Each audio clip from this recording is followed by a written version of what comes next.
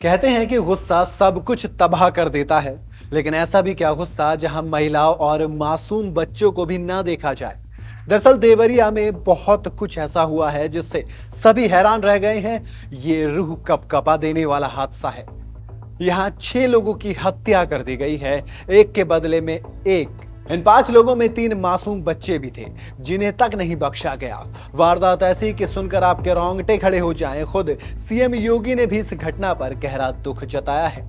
तो चलिए बताते हैं आपको पूरी वारदात, और जानिए ये भी कि क्यों आज यूपी का देवरिया और एक ब्राह्मण परिवार पर सोशल मीडिया पर बहुत तेजी से चर्चा हो रही है।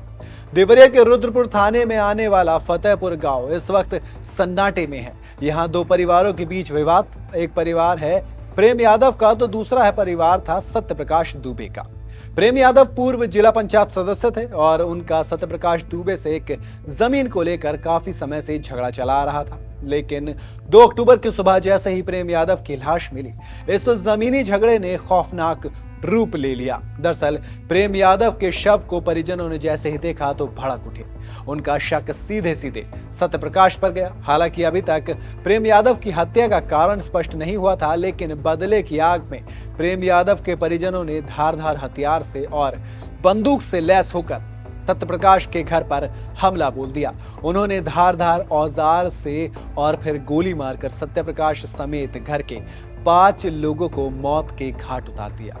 जानकारी के मुताबिक हमलावरों की भीड़ जब सत्यप्रकाश के दरवाजे पर पहुंची तो सत्यप्रकाश दुबे की पत्नी हाथ जोड़कर आगे खड़ी हो गई, लेकिन हमलावरों ने उसकी लाठी और गोली मारकर हत्या कर दी। इस वारदात के वक्त सबसे छोटा बेटा अनमोल घर में नहीं था। वो अपने भाई के जन्मदिन के लिए कथा सुनने गया था, लेकिन इधर बेटी सलोनी, नंदिनी और बेटी गांधी हाथ जोड़कर जान की भीख मांगते रहे, पर हमलावरों ने सभी को मौत के घाट उतार दिया।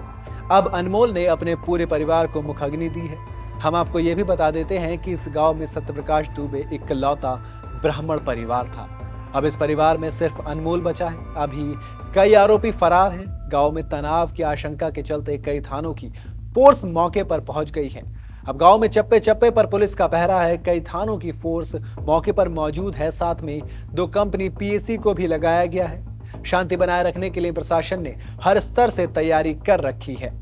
वारदात की जानकारी देते हुए एडीजी प्रशांत कुमार ने बताया कि मामले में 14 लोगों को हिरासत में लिया गया है। उनसे पूछताछ की जा रही है। एडीजी की माने तो मृतक सत्यप्रकाश दुबे के भाई की जमीन दूसरे पक्ष के प्रेम यादव ने खरीदी थी। इस जमीन को लेकर विवाद था और जब प्रेम यादव बाइक से सत्यप्रकाश दुबे के घर पहुंचे तो विवाद के बाद उनकी हत्या कर दी गई।